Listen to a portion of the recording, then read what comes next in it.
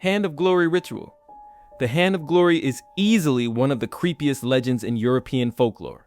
It was said to be made from the severed hand of a criminal who had been hanged, usually the right hand or sometimes the hand that committed the crime. After being cut from the body, the hand would be carefully preserved, pickled in salt, herbs, and even the fat of the dead man himself, then dried until it looked like a mummified claw. Sometimes the fingers were dipped in wax made from human fat, turning them into candles. When lit, the Hand of Glory was believed to hold terrifying powers. It could plunge everyone in a house into a deep magical sleep, leaving them helpless. Guard dogs wouldn't bark, doors would unlock, and anyone awake would be frozen in place, unable to move. Thieves and sorcerers were said to use it as the ultimate tool for breaking into homes. Because it was so feared, old traditions also described ways to defend against it. One of the most famous countercharms was to douse the hand in blue milk, or to sprinkle it with holy water to extinguish its power. The Hand of Glory became a symbol of twisted justice. The hand that once committed crimes was transformed into an object of supernatural crime. It's a disturbing reminder of how folklore often mixed execution, punishment, and the fear of the dead into dark tales of magic. Black Sabbath ritual. The Black Sabbath wasn't a music festival, it was the ultimate nightmare in medieval imagination.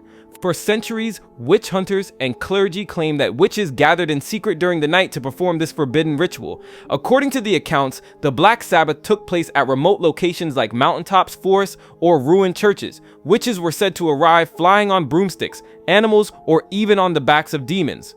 Once gathered, they would pay homage to the devil himself, often appearing in the form of a goat, a shadowy man, or a monstrous hybrid. The ritual was a complete inversion of Christianity. Instead of Holy Communion, there was blasphemous feasting. Instead of worshiping God, participants swore oaths of loyalty to Satan. There were reports of dancing in wild circles, chanting forbidden words, and engaging in orgies meant to break every moral code of society.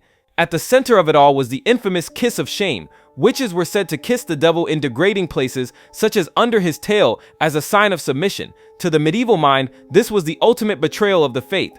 But beyond the propaganda, the Black Sabbath symbolized something deeper. It was the fear of a hidden community turning the world upside down, where night became day, good became evil, and the powerless found strength by defying authority. Whether real gatherings ever happened is debated. Most historians believe the Black Sabbath was a mix of folklore, forced confessions, and the imagination of inquisitors. Still, as a ritual and legend, it remains one of the most powerful examples of how fear can shape myths of the forbidden.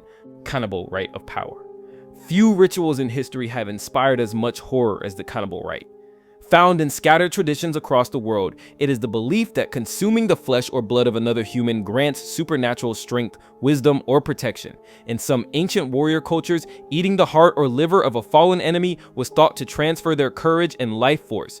In others, priests or shamans consumed small portions of flesh in ritual settings, believing it brought them closer to the gods. Among certain secret cults, blood-drinking ceremonies were seen as a way to bind members together in loyalty and silence. But the rite wasn't only about gaining strength, it was also about dominance. To eat another person, even symbolically, was to completely strip them of power and absorb it for yourself. It blurred the line between human and beast, sacred and profane. Naturally, the practice was branded as one of the most forbidden acts in human history.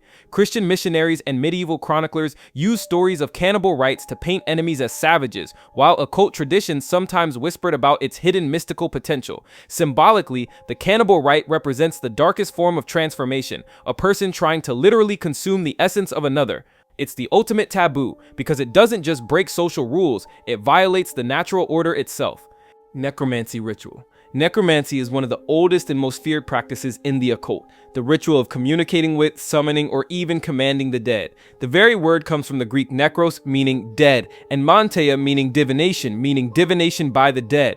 In its simplest form, necromancy was about seeking knowledge from spirits. Ancient texts describe rituals where magicians would call upon the souls of the departed to reveal secrets of the future, uncover hidden truths, or give guidance. This often involved graveyards, bones, or personal belongings of the deceased, all believed to create a bridge to the afterlife. But darker versions went further. Some necromancers attempted to reanimate corpses, creating shambling servants bound to their will. Others tried to trap souls, forcing them to answer questions or lend power. The process was usually grim, casting circles at night, burning foul-smelling herbs, chanting incantations, and offering blood or sacrifice to draw the dead closer. Because it dealt directly with death and violated sacred boundaries, necromancy was considered one of the most forbidden of all magical arts. Both the Bible and the medieval church condemned it fiercely, associating it with witchcraft and demon worship. Those accused of necromancy often faced execution. Symbolically, necromancy reflects humanity's deepest obsession and fear, death. To control death, to call the dead back, is the ultimate challenge to divine order, and that's why it has always been seen as a ritual of dangerous, forbidden power. Silence ritual. The silence ritual is a dark practice rooted in the belief that words hold power, and that by stealing or binding someone's voice, you can strip them of influence, protection, or even life itself. In medieval grimoires, the ritual was often described as a way to mute enemies or prevent them from speaking against the magician. It might involve creating a small wax or clay figure of the target with the mouth bound shut using thread, pins, or sealed with black wax. In some traditions, the magician would write the victim's name on parchment and place it in a container with ashes or earth, symbolically burying their voice. The silence ritual was feared because it didn't just silence speech, it was believed to silence willpower. Victims supposedly found themselves unable to cry for help, unable to speak their truth, or even losing the strength to defend themselves in court, disputes, or confrontations. Counter magic involved breaking the bindings, burning the wax, cutting the cords, or invoking divine names to restore the flow of speech. At its core, the silence ritual reflects the old magical idea that controlling the tongue is controlling power. In many cultures, speech was tied to life force itself, to curse, to bless, to pray, or to command. By robbing someone of their voice, you weren't just attacking their body, you were striking at their very soul. Sigil Magic. Sigil Magic is one of the most iconic practices in the occult. A ritual that turns symbols into living forces. A sigil is a symbol created to represent a specific desire, intention, or command. To the magician, it's more than just a drawing on paper, it's a vessel of power. The process usually begins with a statement of intent, something the magician wants to achieve, like wealth, love, protection, or destruction. That statement is then stripped down into letters, shapes, and fragments, which are rearranged into a unique symbol. This sigil becomes a kind of coded message to the unconscious mind and the spiritual realm. The forbidden element lies in how the sigil is activated. Different traditions describe different methods: burning it in fire, carving it into flesh, drawing it in blood, charging it through trance, chanting, or even sexual energy. Once the sigil is charged, it's released into the universe. The magician is expected to forget about it, trusting the symbol to work on both the subconscious and supernatural levels. Because it bypasses prayer, church, or divine permission, sigil magic was branded dangerous and heretical. It was seen as humans directly rewriting reality, using symbols instead of scripture, and personal will instead of God's will. At its core, sigil magic reflects the belief that reality itself can be bent by intention. By taking thought, shaping it into symbol, and charging it with energy, practitioners sought to transform the invisible into the visible, desire into manifestation. Goetia ritual. The Goetia is one of the most notorious branches of ritual magic, forever linked with the 72 demons described in the medieval grimoire, the Lesser Key of Solomon. Practitioners believe these spirits could be summoned, bound, and commanded to carry out tasks, anything from revealing secrets and granting wealth to causing destruction and chaos. The ritual was precise and dangerous. A magician would prepare by drawing a protective circle inscribed with divine names and symbols. Outside the circle, they would create a triangle of manifestation where the demon was meant to appear. Summoning required chanting long, complex incantations, invoking both God's authority and Solomon's seal, which was said to have the power to control spirits. Offerings, candles, and ritual tools like swords or wands were often used to enforce control. The magician's greatest fear was losing dominance. If the protective circle was broken, the demon could lash out violently.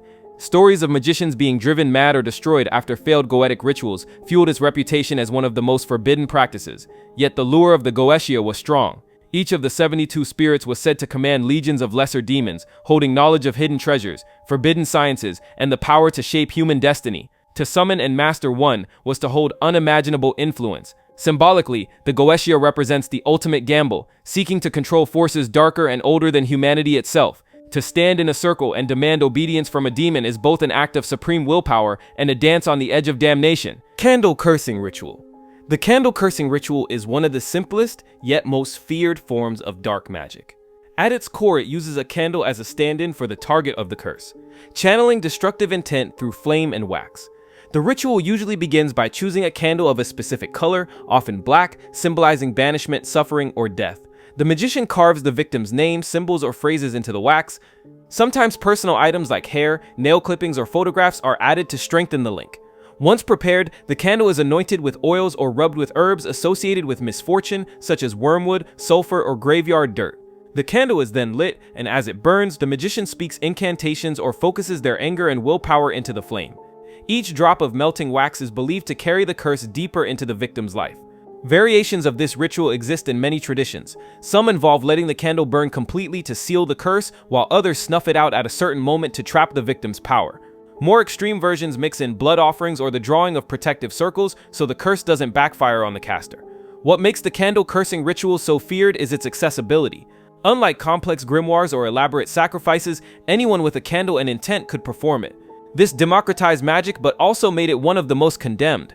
Religious authorities saw it as a direct act of witchcraft, simple, personal, and effective. Symbolically, it represents humanity's oldest fear, that even the smallest flame could carry destruction when fueled by hatred.